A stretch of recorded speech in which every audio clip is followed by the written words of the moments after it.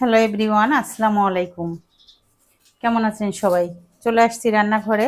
আর রান্নাঘরে আজ আমি আপনাদের সাথে শেয়ার করব একদমই ইউনিক পাঙ্গাস মাছের একটি রেসিপি।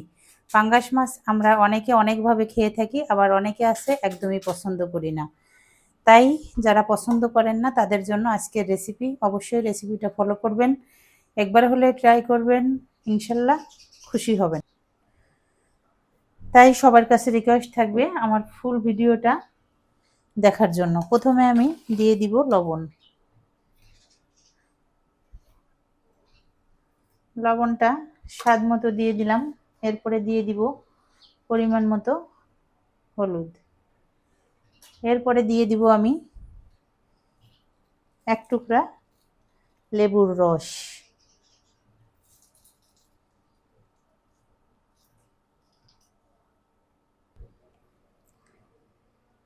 সুন্দর করে লেবুর রসটা আমি নিয়ে নিলাম।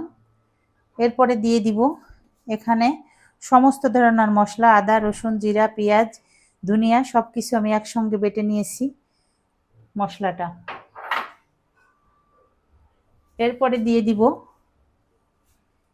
সরিষার তেল।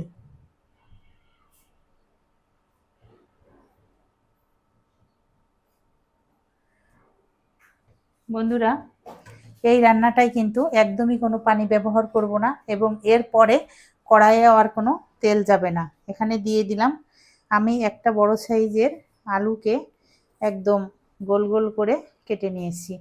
এখন এই মশলা আর তেল সহ মাছ আর আলুগুলা সুন্দর করে আমি ম্যারিনেট করে নেব। সুন্দর করে একদম এই যে মাখিয়ে জুখিয়ে এখন হচ্ছে আমি 10 থেকে 15 মিনিটের জন্য এটাকে রেখে দিব। তাহলে হচ্ছে ফুল মশলা এবং লেবুর রসের যে ফ্লেভারটা, এটা মাছের একদম কোনায় কোনায় পৌঁছে যাবে, আর খেতেও এটা অসাধারণ লাগবে। ফিরে আসছি 10 মিনিট পর। ঠিক 15 মিনিট পরে ফিরে আসলাম। আর এই যে দেখেন কড়াই বসিয়ে দিয়েছি। এখন আমি মাছগুলো সুন্দর করে কড়াইয়ে বসিয়ে দিব। দেখেন আমি কিন্তু কড়াইয়ে একদমই কোনো তেল ব্যবহার করি নাই, কারণ হচ্ছে আমি এখানে পরিমাণ মতো তেল মাছের সঙ্গে মশলার সঙ্গে মেখে নিয়েছি। আর এই তেলটাই আমার হচ্ছে রান্না কমপ্লিট হয়ে যাবে। বন্ধুরা, পাঙ্গাস আমরা অনেকে অনেকভাবে রান্না করে খেয়ে থাকি, তবে এভাবে জানি না কে কে খান বা খেয়েছেন। যারা খাননি তারা একবার হলেও ট্রাই করবেন। যেহেতু বাসায় কিন্তু বড়রা না খেলেও বাচ্চাদের পছন্দের একটি মাছ, কাটা কম, এই মাছটি কিন্তু বাচ্চারা ভীষণ পছন্দ করে। আর তাছাড়া নদীর পাঙ্গাস কিন্তু খেতে অনেক মজার হয়, আর দামটাও কিন্তু বেশ ভালো থাকে। তাই হচ্ছে নদীর পাঙ্গাস দিয়ে এই রেসিপিটা অবশ্যই ট্রাই করবেন। এই যে সমস্ত মশলা আমি কেখে মাছের উপরে দিয়ে দিলাম।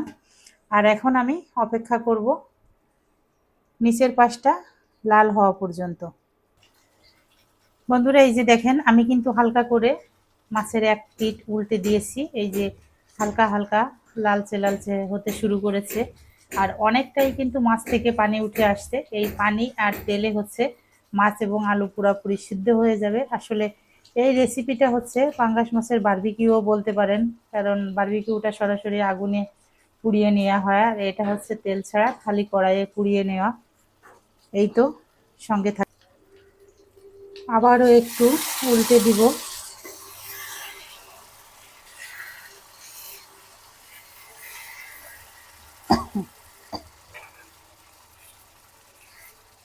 বন্ধুরা, দেখতে পাচ্ছেন কি না, আসলে আমার চুলাটা এমন জায়গায় সেট করা যে এখানে দাঁড়ায় ভিডিও করাটাও আসলে অনেকটা কষ্ট। তারপরেও যতটুকুনো পারছি চেষ্টা করছি আপনাদের ঠিকঠাক দেখানোর জন্য। এই যে দেখেন প্রতিটা মাছ কিন্তু লালচে লালচে হয়ে গেছে, আর এত সুন্দর একটা ফ্লেভার আসছে। এখানে কিন্তু লেবুর রসের যে বা লেবুর যে একটা ফ্লেভার, এটা খুবই স্ট্রং থাকে।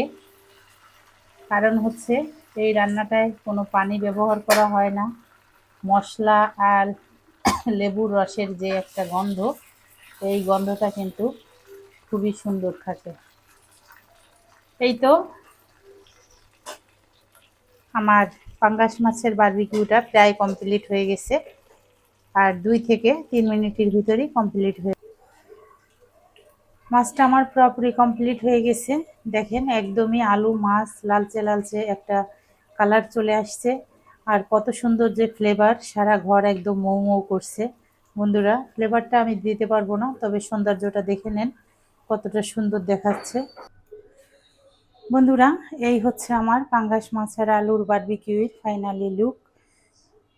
যদি ভালো লাগে অবশ্যই ট্রাই করে দেখবেন। লাইক কমেন্ট শেয়ার দিয়ে পাশে থাকবেন। ভিডিওটি এখানে শেষ করব। আল্লাহ হাফেজ।